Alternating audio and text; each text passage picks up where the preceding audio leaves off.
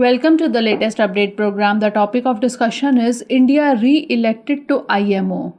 India was re-elected to the International Maritime Organization or IMO Council in category B, demonstrating its significant interest in international seaborne trade. This re-election highlights India's ongoing commitment to enhancing its role in global maritime operations.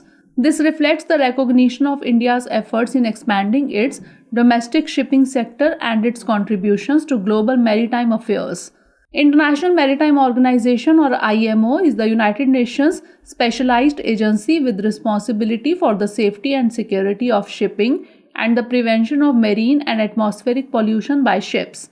Its main role is to create a regulatory framework for the shipping industry that is fair and effective, universally adopted and universally implemented. The Council, serving as the executive organ of the IMO, supervises the organization's work and performs the functions of the assembly between its sessions.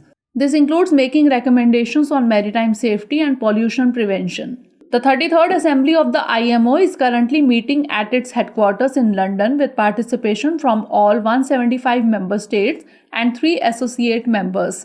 The Assembly, which is the highest governing body of the IMO, convenes every 2 years. Its responsibilities include approving the work program, voting the budget, and determining financial arrangements.